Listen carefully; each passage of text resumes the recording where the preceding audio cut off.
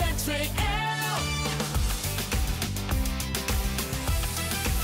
Omroep ZVL. 3, 2, 1, 0.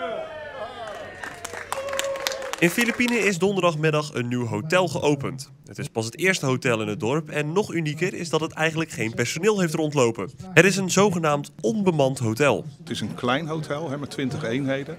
Daar kun je niet een heel managementteam op zetten. Het is onderdeel van. Het is ook gekoppeld aan een buddyhotel van ons die de regie heeft. De gast die geboekt heeft, ontvangt een code, kan met die code op zijn telefoon de toegangsdeur openswipen en heeft daarna met zijn reserveringsnummer de mogelijkheid om in de lobby, die dan voor hem of haar is, een eigen toegangskaart te maken in een systeem door 3 vragen in te vullen. Nou, dan heb je een hotelkamerkaart en daarmee ga je naar je kamer en kun je naar binnen. Ook is er bijvoorbeeld geen restaurant aanwezig en daar is heel bewust voor gekozen.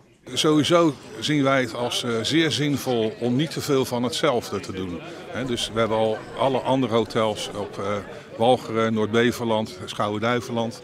En als we dan hier komen in dit dorp waar heel veel horeca zit, zitten ze niet te wachten op een ondernemer die datzelfde gaat doen. Dus van meet af aan is het de bedoeling geweest dat wij geen restaurant hebben. En al die gasten die verwijzen wij naar alle hotels die hier wel zijn en dat eigenlijk veel beter kunnen doen dan wij. Ja, alle restaurants denk ik. Alle restaurants, ja. Ook over de keuze voor Philippinen moest niet lang nagedacht worden.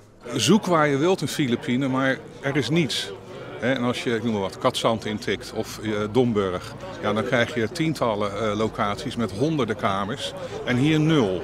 Nou, ik kan me niet voorstellen dat er geen behoefte is in zo'n druk dorp waar toeristen zijn, culinaire toeristen en zakelijke relaties die ook gewoon een behoorlijk overnachtingsplek zoeken. ZVL. Omroep ZVL.